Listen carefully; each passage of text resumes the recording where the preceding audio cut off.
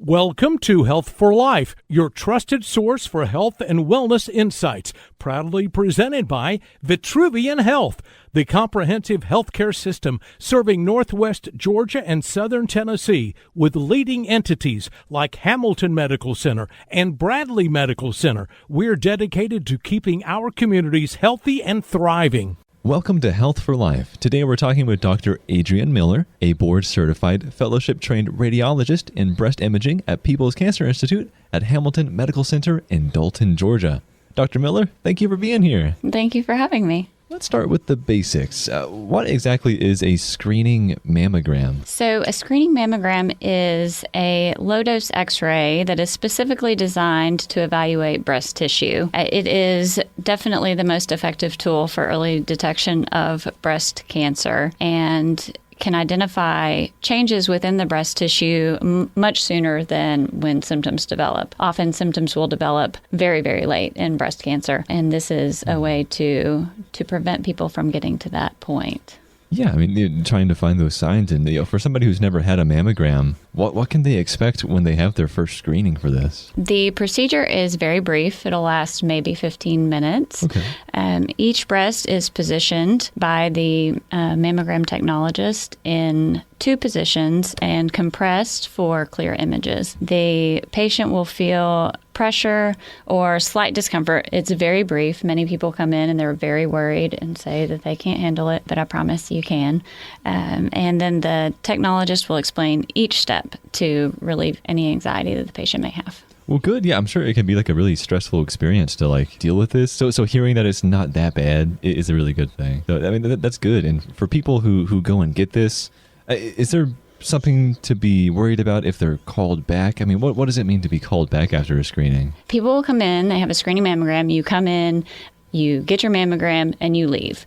Okay. If we read the mammogram and we see a finding, then you are what's called back for a closer look. And the reason that you may need a second, what's called a diagnostic mammogram, can be many reasons, most of which are actually benign. It can be just simply overlapping dense breast tissue. It can be benign cysts, and occasionally it will be the breast cancer. But usually when the patient comes back, they will have additional views taken. And so, as I said before, you do the standard 2 views when you have a mammogram, and this will be either a spot view with more compression of just a certain area so that you can look, or a magnified view of a certain area so that you can see that better, and that may lead to additional imaging such as ultrasound as well. I know it can kind of vary, but I just want to ask, how often are the results benign, from what you find? They are very often benign. Okay. And so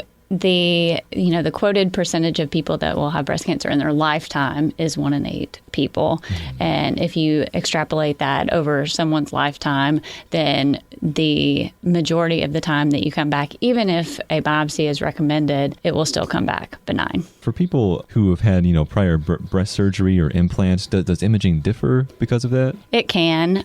So if someone has, for example, had breast implants, it can differ even between what's called prepectoral and subpectoral breast implants in front of or behind the pectoralis muscle. Yeah. And the goal is to image as much of the breast tissue as we can. And so if you have, say, implants, then we do what are called implant displaced views so that we actually push the implant back out of the picture to get a better view of the tissue that is otherwise, say, quote unquote, blocked by the implant.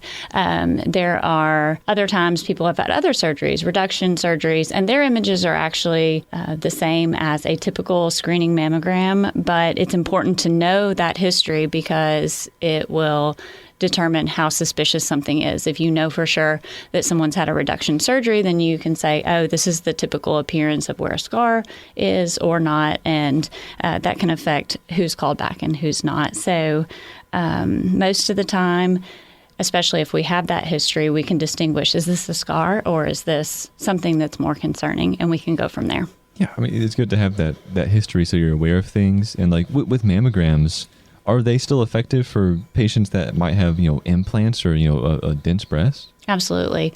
There are a lot of people who question that. And I will say that it is still, overall, we've already touched on it, the most effective screening tool, but people with dense breast tissue may require or benefit from additional imaging, such as ultrasound or MRI.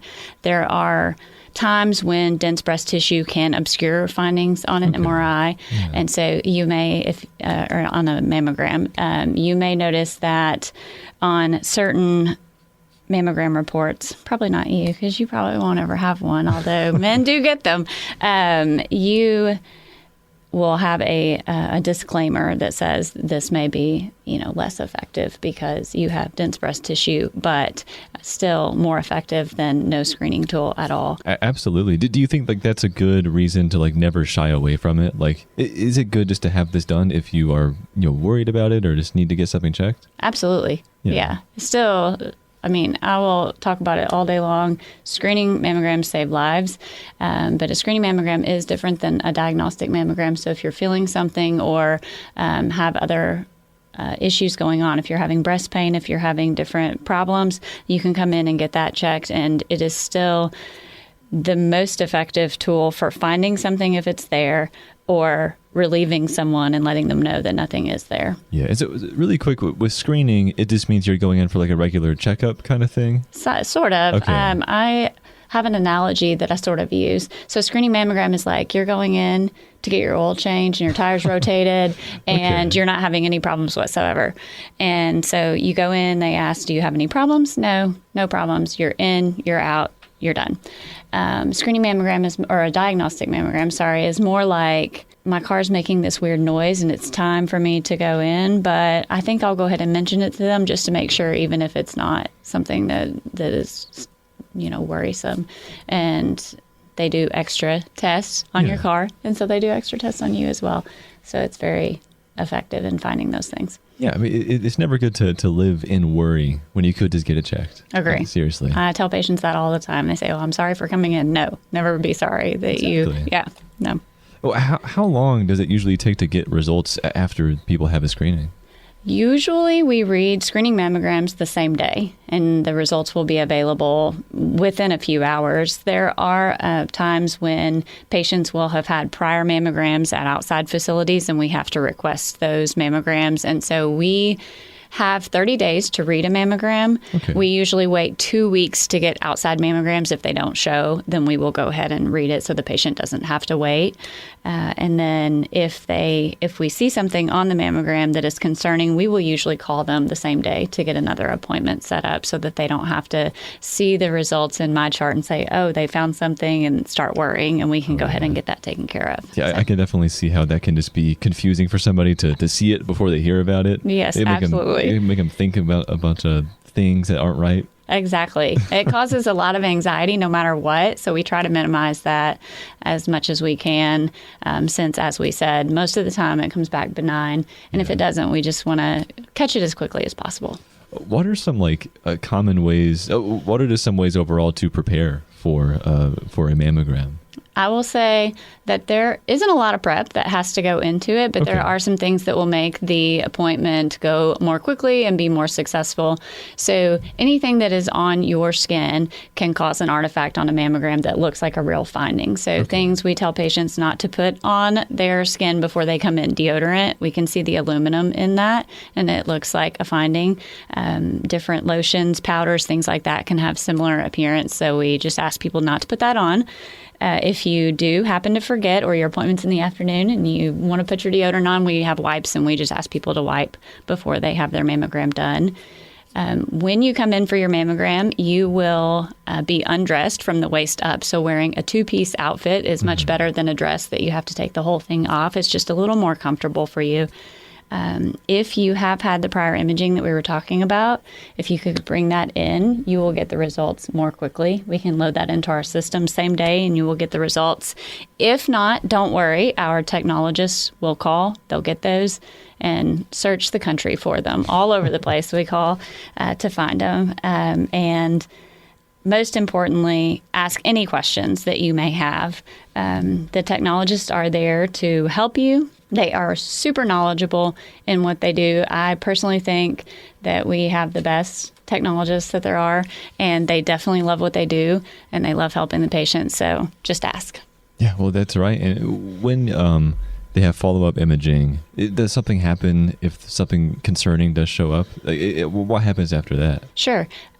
So that is, as I previously touched on, called diagnostic imaging. Yes, and so if there is an abnormality or someone has a problem, they come in and we will do special views. If they're feeling something, we call that an area of palpable concern. They will get an ultrasound evaluation. And at times, we'll use MRI exam for problem solving as well. If we find something that is concerning on the diagnostic, mammogram, ultrasound, MRI, then we may recommend a biopsy. And again, most biopsies come back benign, not cancer. And the point is, if every biopsy is coming back positive, we're missing some cancers, if that makes sense. Okay. So if what we want is for some of them to come back negative, that way we know that we are getting the most suspicious things. And our general rule is if there is above a 5% chance that we think it's cancer, recommend a biopsy. And those are the American College of Radiology guidelines. Yeah, well, that's not playing around. You don't want to take those chances. Absolutely not. Yeah. No, these are lives in our hands, and we take it very seriously. Yeah. For somebody who might be nervous about getting their first mammogram, is there anything that you could just say to ease their nerves? I think that there are two reasons that people are nervous for their first mammogram. One, they think it's going to hurt. Yeah. And two, they think that someone will see something and that they may have breast cancer.